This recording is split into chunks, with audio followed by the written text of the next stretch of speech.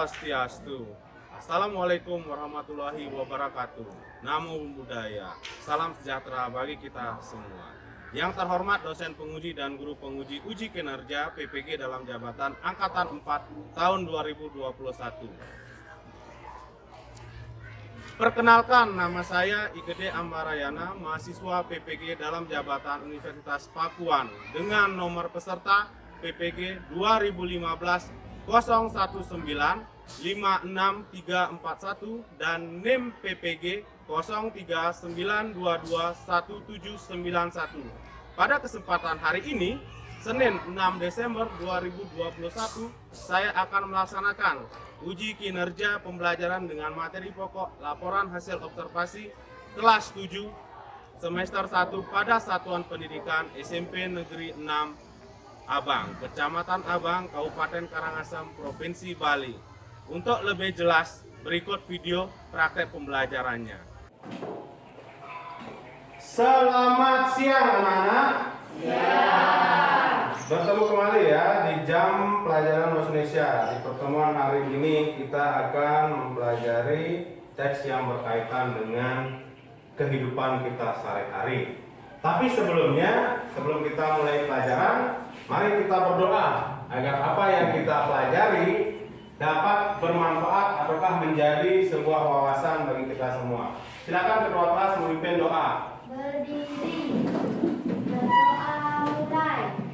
Om Awi Genam Astu Nama Sidam. Berdoa selesai. Ya, terima kasih Ratib telah memimpin doa hari ini ya. Sebelum kita mulai pelajaran, Bapak mau absensi dulu ya. Ada yang tidak hadir hari ini? Semua hadir ya. Ya, bagus. Semua hadir, tetap semangat. Walaupun waktu menunjukkan pukul 13:15 ya, tapi kita tetap semangat. Sebelumnya mari kita terlebih dahulu bernyanyi bersama-sama ya. Boleh sambil berdiri bernyanyi bersama-sama ya. Sekarang Bapak tayangkan lagu nasionalisme yang berjudul Ibu Pertiwi. Bisa sama-sama bernyanyi.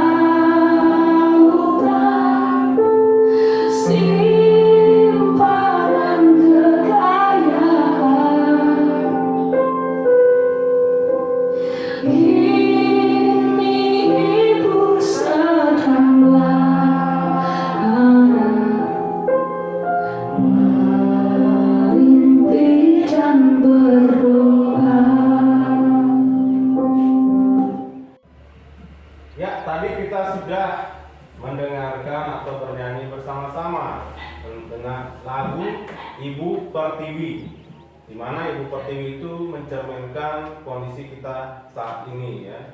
Bagaimana pandemi telah mengganggu segala aspek kehidupan, tapi kita tetap semangat ya, jangan sedih. Kita bangkit, kita taati protokol kesehatan. Semoga pandemi ini cepat berlalu biar bisa kalian jalan-jalan bersama teman, kumpul-kumpul seperti sebelum Indonesia atau dunia dilanda pandemi. Pada kesempatan hari ini, pertemuan hari ini, Bapak ingin menyampaikan tujuan pembelajaran kita hari ini. Tujuan pembelajaran kita hari ini yang pertama, kita menelaah informasi yang terdapat pada teks laporan hasil observasi atau sering kita sebut LHO. Yang kedua, kita akan menelaah juga kata kunci yang berkaitan dengan teks LHO. Dan yang terakhir, kita akan menyimpulkan sebuah teks LHO berdasarkan struktur maupun kaidah kebahasaannya. Nanti Bapak akan bagikan teks dan kita bisa tonton. Nanti Bapak tayangkan juga contoh teks, kalian nanti di situ berdiskusi ya. Tapi sebelum kita beranjak, Bapak akan menayangkan video yang berkaitan dengan pembelajaran hari ini, yaitu laporan hasil observasi. Bisa disimak, nanti dari situ ada materi yang ingin disampaikan.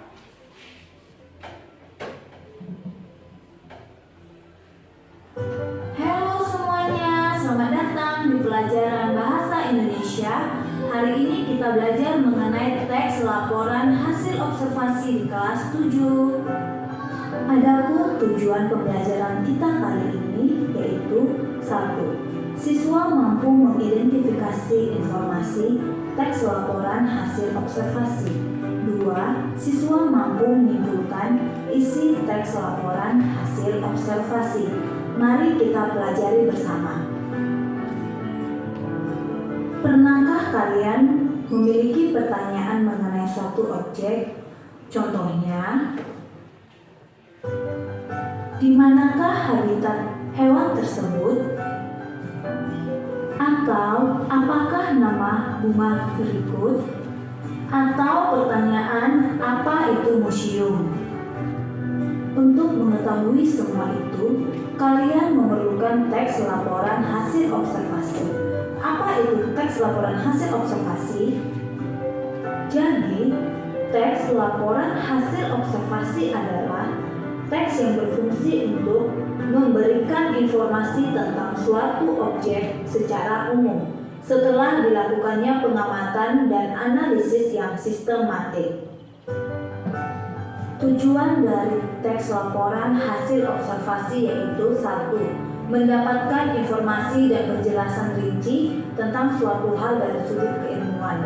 2. Menyampaikan segala hal yang diperlukan berdasarkan hasil peninjauan atau pengamatan secara rinci, sistematis, faktual, dan cermat kepada pembacanya. Selanjutnya, ciri-ciri teks laporan hasil observasi. 1. Teks bersifat objektif. 2. Teks berdasarkan fakta. 3. Teks disajikan dengan lengkap. Terakhir kita bahas sifat dari teks laporan hasil observasi. 1. Bersifat informatif, artinya memberikan informasi yang berguna mengenai objek yang diamati pembacanya. 2. Bersifat komunikatif, artinya teks tersebut menggunakan bahasa yang seolah-olah membuat kita sedang berkomunikasi dengan teks tersebut. 3. Bersifat objektif, artinya teks laporan tersebut harus faktual dan berpatokan pada informasi yang sah tentang apa yang benar-benar terjadi. Demikian pembelajaran kita pada hari ini. Pada video berikutnya kita akan belajar mengenai struktur dan kaidah kebahasaan teks laporan hasil observasi. Terima kasih.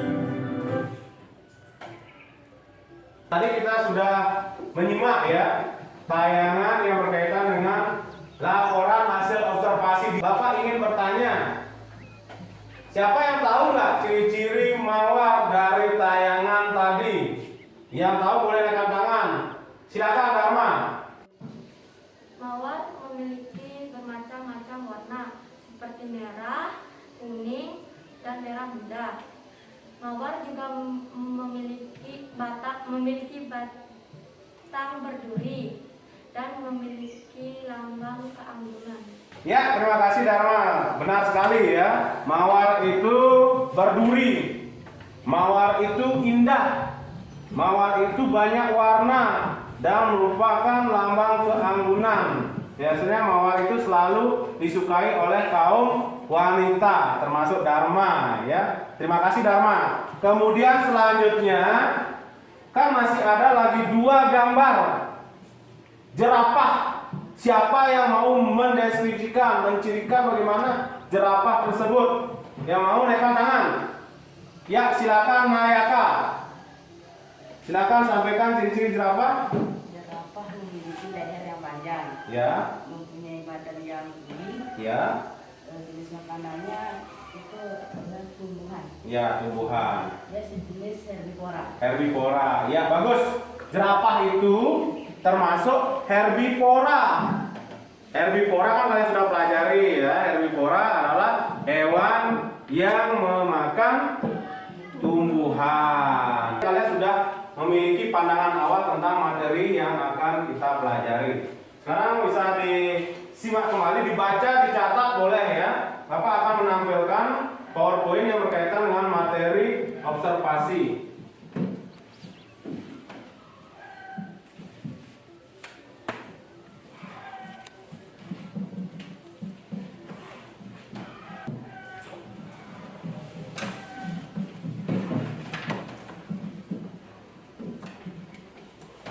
Ya, di situ ada teks laporan hasil observasi ya.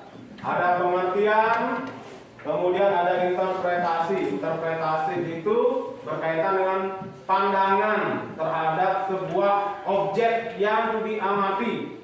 Observasi itu pengamatan ya, anak-anak. Artinya ketika kalian melihat lingkungan sekitar, kalian bisa mengobservasi. Kemudian ada struktur dan unsur bahasa atau kaidah. Setiap teks kan kita sudah mengetahui bahwa ada struktur, ada kaidah. Kemudian yang terakhir kita akan menyimpulkan dalam bentuk menyusun kembali sebuah teks laporan hasil observasi berdasarkan apa yang kalian amati. Nah, ini ada gambar. Di mana ini gambarnya? Anak-anak tahu di mana gambarnya? Di mana ini? Iya, itu di pantai. Nanti setelah ulangan ya, kan ada liburan semester, boleh melancong ke pantai. Pantai Amet, Pantai Candi Dasa, kemudian ada mungkin Pantai Jasi. Kalau mau lebih jauh, ada Pantai Kuta. Di situ kalian istilahnya refreshing ya, menghilangkan penat karena sudah belajar, tapi tetap jaga protokol kesehatannya ya, tetap ingat protokol kesehatan. Itu ada pengertian dan informasi ya. Kita bisa melihat atau menyimpulkan di situ bagaimana observasi itu dari gambar pantai. Ada gunungnya ya. Ada orang yang jongkok sedang melakukan sesuatu.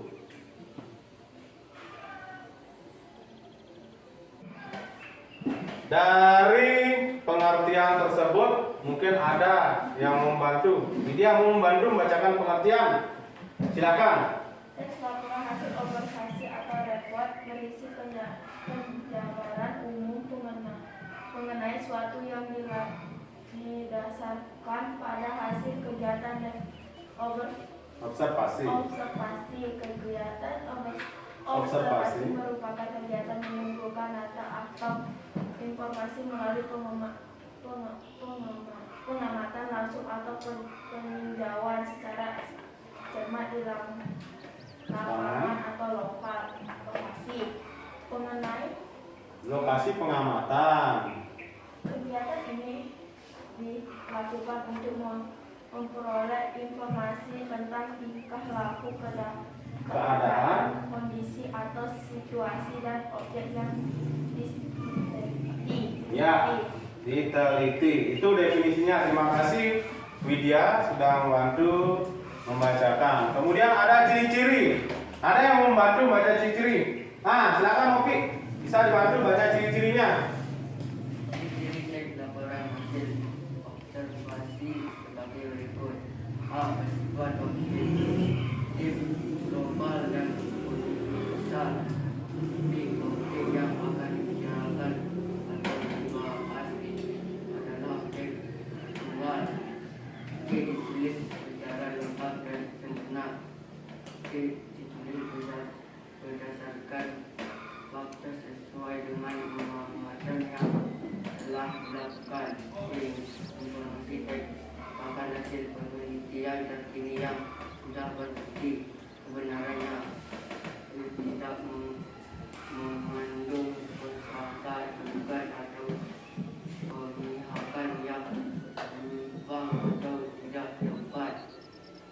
D. Saling berkaitan dengan hubungan berjenjang maksud kelas. yang terdapat di dalamnya. Ya, itu ciri-ciri yang dibacakan oleh Novi ya. Kemudian kita lanjut. Setelah pengertian dan ciri-ciri, itu informasi yang terdapat pada laporan teks observasi bisa dibaca dalam hati. Apa yang menjadi poin terpenting dalam sebuah laporan hasil observasi? Itu ada fakta jelas ya. Setiap pengamatan itu berdasarkan fakta, bukan berdasarkan pendapat. Karena apa yang kita lihat itu sifatnya fakta atau objektif, apa adanya, bukan subjektif lagi ya. Nah itu kan ada objektif, berarti dapat ditangkap oleh indera, panca indera kita, baik itu dilihat, disentuh, dirasakan, kemudian apalagi dicium, didengar ya. Mungkin ada makanan, ada orang masak, kita bisa ternyata lagi masak mie instan, lagi masak nasi goreng, didengar. Mungkin berkaitan dengan sepeda motor lewat ya, lewat depan sekolah kita kan kedengaran ribut. Oh berarti kita bisa mengamati bahwa ada kendaraan yang lewat di depan sekolah kita. Selanjutnya interpretasinya itu berupa ringkasan dan simpulan. Nanti kan kita menyimpulkan dari sebuah teks laporan hasil observasi, nanti Bapak bagikan ya. Selanjutnya langkah-langkah meringkas itu ada 3. Di situ ada memahami dulu, dipahami dulu isinya. Kemudian temukan pokok-pokok informasinya. Kemudian yang terakhir kembangkan pokok tersebut dengan bahasa kalian, tapi tidak mengabaikan struktur dari teks laporan hasil observasi tersebut. Ini simpulannya. Kalau kita bahas simpulan, itu berkaitan dengan pendapat akhir ya. Apa yang kita baca, kita dengar, kita bisa simpulkan. Berkaitan dengan hasil observasi, apa yang kita amati, itu yang akan kita simpulkan ya.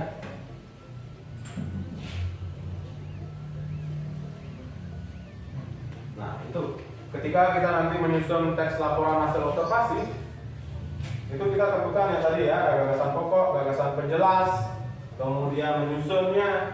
Di situ menyusunnya ada hasil observasi dengan perhatikan isi, kaidah kebahasaan ya.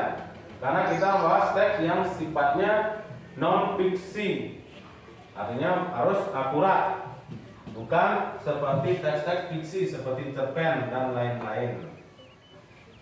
Ini gagasan pokok dan gagasan penjelas ketika kita menyusun sebuah laporan hasil observasi.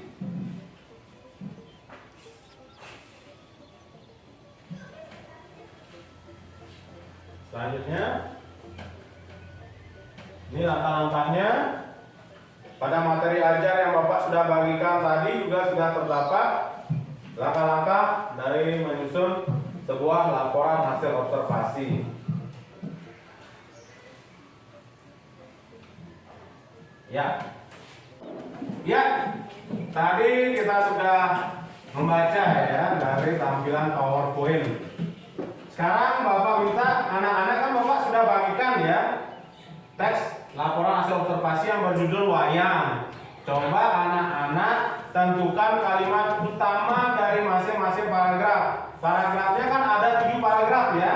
Tentukan kalimat utamanya. Bapak kasih waktu untuk menentukan kalimat utama. Setelah itu Bapak minta kalian yang bisa menaikkan tangan ya. Silakan dibaca, ditentukan dulu masing-masing kalimat utama. Nanti Bapak tunjuk, ataukah kalian ingin menjawab, boleh.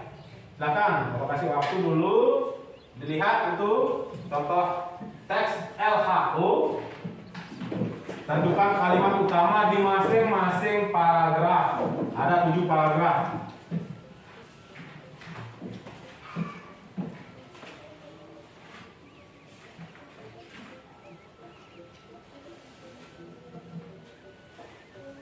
Silakan dicermati masing-masing paragraf. Kalimat utamanya apa saja?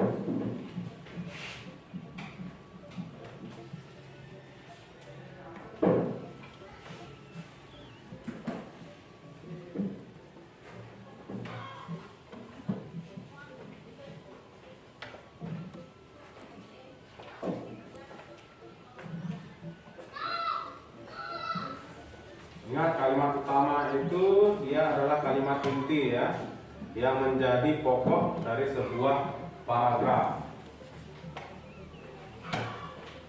Sudah? Sudah ketemu kalimat utama masing-masing paragraf?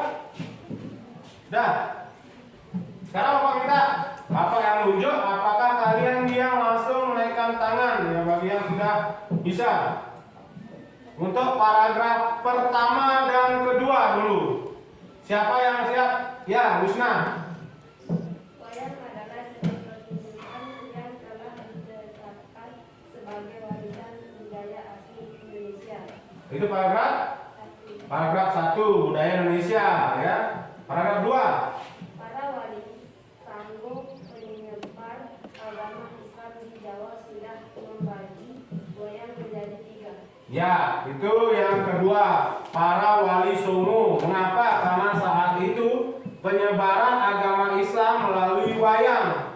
Wayang itu merupakan kesenian peradaban Hindu-Buddha. Jadi dipergunakan sebagai alat untuk mendakwah karena sesuai dengan kebudayaan Nusantara saat itu, belum mengenal Indonesia ya, masih mengenal Nusantara. Tadi paragraf 2 membahas mengenai wali songo. Kemudian paragraf 3, silakan Juli dan Pak. Yang kulit dilihat dari umur dan gaya pertunjukan pun dibagi lagi menjadi bermacam jenis. Wayang atau bahasa Jawa yang berarti orang adalah salah satu pertunjukan wayang yang dilakukan langsung pada orang. Ya, paragraf 4. Nah, oh langsung, wah terlalu cepat ya. Nah apa? Artinya Juli itu semangat membaca, semangat tadi menganalisis kalimat utama. Yang lain juga harus begitu ya, meniru semangatnya Juli. Itu tadi paragraf 3 dan 4. Paragraf 5 dan 6. Ya, silakan Ari. Paragraf 5. Selanjutnya jenis wayang yang lain, wayang golek yang mempertunjukkan boneka kayu. Paragraf 6. Wayang magetan adalah jenis pertunjukan teater bayang-bayang atau serupa wayang kulit. Ya, itu paragraf 5 dan 6 itu serupa ya. Di situ membahas mengenai bagaimana ke ciri-ciri ya daripada wayang tersebut. Kemudian paragraf terakhir siapa mau? Ya, silakan Dharma. Paragraf 7. Semua jenis wayang di atas merupakan wujud ekspresi kebudayaan yang dapat dimanfaatkan dalam berbagai kehidupan, antara lain sebagai media pendidikan.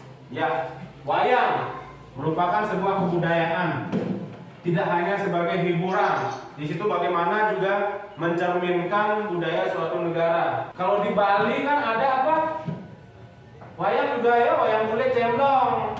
Ya, cemblong, iceng, ya iblong ya. Bisa kita tonton di mana? Setiap pagelaran hari ulang tahun Karangasem atau Amlapura, ataukah di channel YouTube Cemblong ya. Tidak hanya cemblong, mungkin kebudayaan lainnya mungkin ada tari apa? Rejang. Tari rejang kan banyak ya, rejang sari, rejang lenteng, rejang liwe. Kalau laki-laki itu tari baris.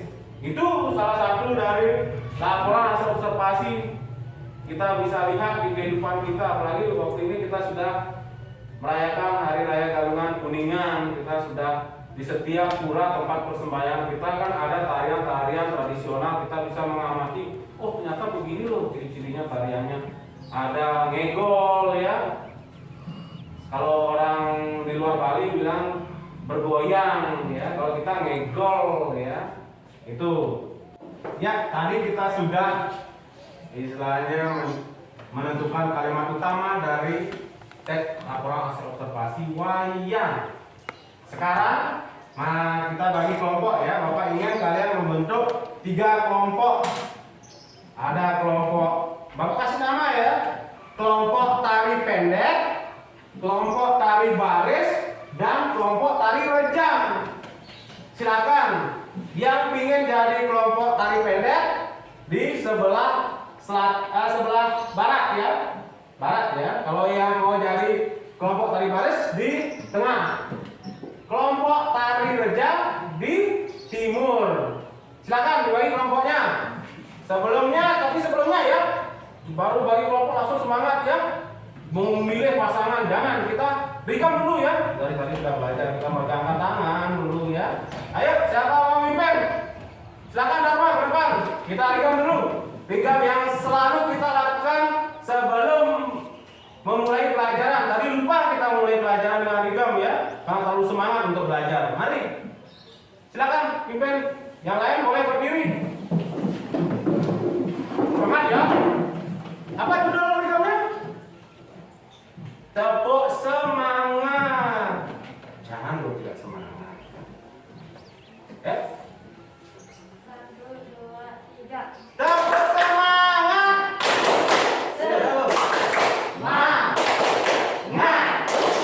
Semangat. Ulang lagi sekali belum serempak ya. Ulang. Tepuk semangat. Semangat. Semangat. Ya, tepuk tangan untuk kita semua. Ya, kalian sudah membentuk kelompok menjadi 3 ya. Kelompok tari pendek. Siapa ketua kelompoknya? Ari. Tari baris. Siapa kelompoknya? Wih, pas dengan postur tubuh untuk menarikan tari baris. Kelompok 3, tari rejang, Wisna ya, cocok cewek. Tari pendek, tadi siapa? Ari ya? Oh cocok ya. Berarti setiap kelompok sudah mewakili tarian yang akan ditarikan. Tapi kita tidak akan menari ya. Itu hanya sebuah nama. Setiap ketua kelompok menunjuk salah satu perwakilan. Kita akan bermain kantong ajaib LHO. Ada 6 gambar. Ini ada gambar ikan, cupang. Ini ada ayam yang lagi berkelahi ya. Kemudian ada burung yang sedang bermesraan. Burung apa? Ini lovebird ya. Kemudian ada pepaya. Kalau orang Bali bilang pepaya itu gedang. Kemudian ada bunga anggrek. Kemudian ada sidogi, anjing ya. Jangan ya kalau kita ngomong anjing yang berkaitan dengan bahasa-bahasa gaul yang berkembang di sosial media, itu tidak baik bagi kita ya. Anjing ya anjing, jangan memplesetkan anjing dengan objek lainnya ya. Sekarang setiap kelompok, ketua kelompok menunjuk perwakilannya. Silakan kelompok tari pendek, siapa mau menunjuk? Dharma, silakan berdiri di situ. Kelompok tari baris, Widya, berdiri. Tari rejang, silakan. Rate. Sudah, sekarang Bapak kasih kesempatan pertama dari kelompok tari baris. Silakan tari baris memilih pertanyaan dari Pak. Silakan ke depan ambil sendiri. Biar adil ya. Kemudian di bawah pertanyaannya ke kelompok dibuka. Pertanyaannya diskusikan. Ya, 1 silakan. Kemudian kelompok rejang. Pilih dari, jangan dipilih lagi yang sudah diambil, jangan ada pertanyaan. Ya, silakan kembali ke kelompok, diskusikan. Buka pertanyaannya apa yang diminta, didiskusikan, dituliskan jawabannya, nanti akan ditempel. Sebentar Bapak kasih kertas untuk menulis jawabannya.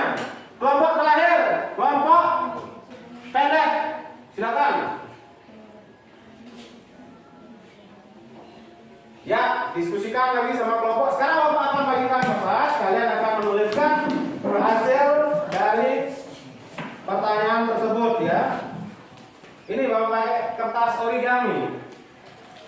Origami ini sebenarnya kertas yang berkaitan dengan kesenian melipat kertas dari Jepang. Silakan kelompok pendek, kelompok baris,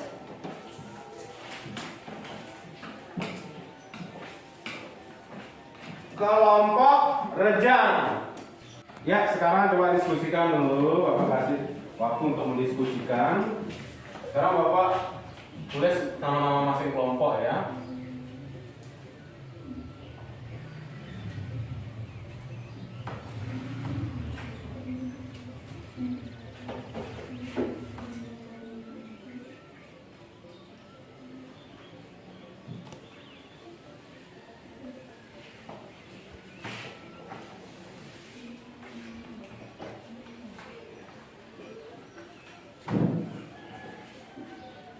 Ya, nanti setiap kelompok menempelkan hasil jawaban dari pertanyaan sudah dipilih di depan ya.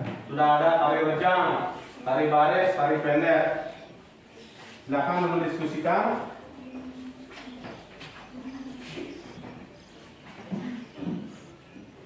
Diskusikan ya.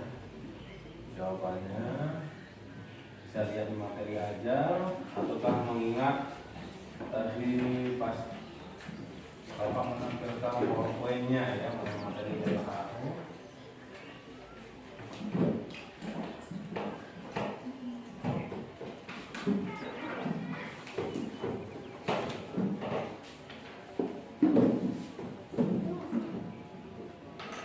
Nanti juga tentukan teman yang mau menempelkan hasil diskusi kalian ya.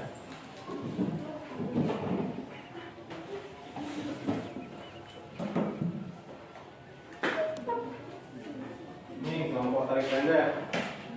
Sudah menemukan jawabannya enggak?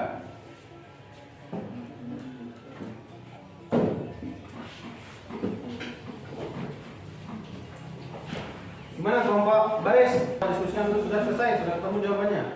Sudah. Kelompok pendek sudah ketemu jawabannya? Sudah. Kelompok baris? Kelompok rejang? Sudah. Bapak persilakan dari kelompok baris.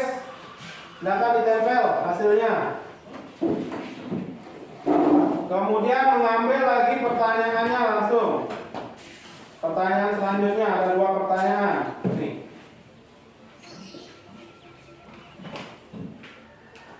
Ini tempel dulu. Masuk OKM. Langsung diambil. Suka dengan burung ya. Burung itu merdu. Kemudian kelompok pendek.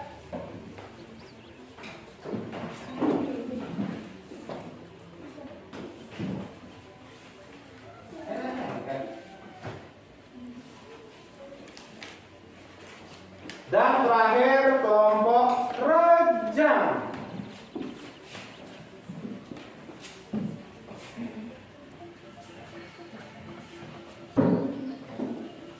Ya. Yang sudah mengambil soal diskusikan kembali ya. Pertanyaan kedua. Sebentar kalian kita koreksi jawaban dari masing-masing kelompok ya. Sekarang kelompok pendek warna ini. Kemudian kelompok baris ini untuk menulis. Oh sama ya. Yang berbeda. Ya.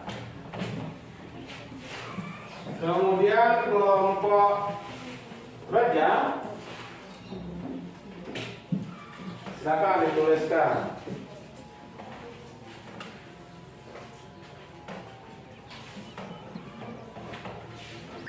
Sudah?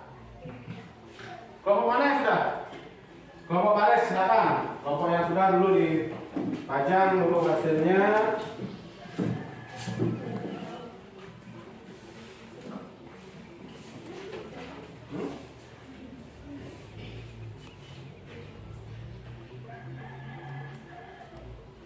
Ya, silakan duduk. Kelompok lain? Sudah. Oh, kelompok aja sudah.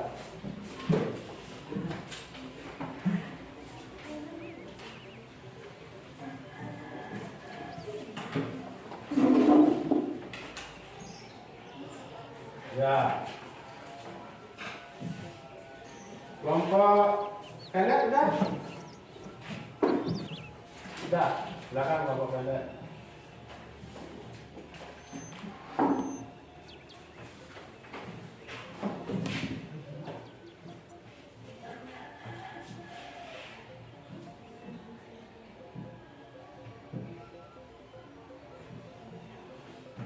Sekarang kita bahas ya jawabannya. Kalian akan presentasi masing-masing kelompok. Ada 2. Mulai kandas struktur teks LHU. Strukturnya. Yang pertama pernyataan umum mengandung definisi secara umum mengenai objek yang diamati. Benar jawabannya yang berkaitan dengan struktur. Tadi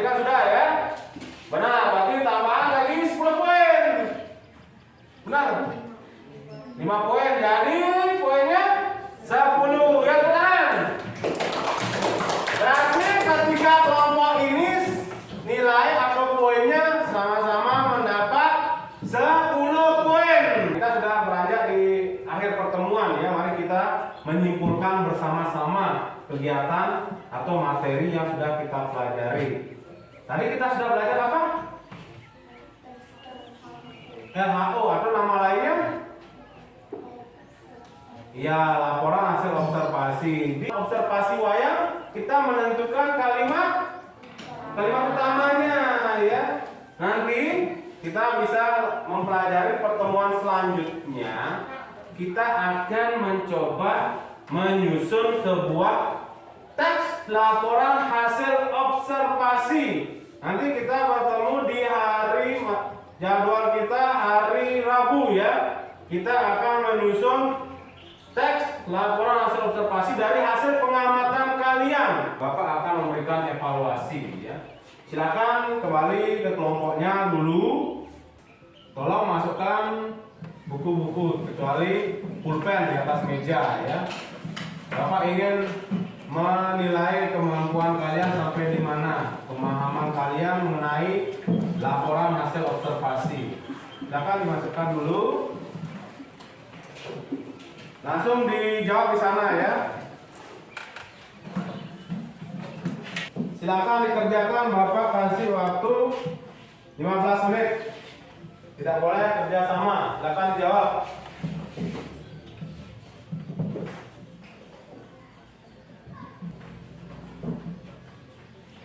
Waktu sudah 15 menit ya. Silakan bisa dikumpulkan. Ketua kelas, silakan kumpul. Ketua kelas, silakan nanti dikumpul hasil teman-teman ya. Yakinkan jawaban kalian itu benar ya. Ini sudah Bapak terima ya hasil evaluasi kalian. Sebelum kita mengakhiri pertemuan hari ini, mari kita tutup dengan doa juga ya. Silakan ketua kelas memimpin doa. Dipersilakan. Berdiri.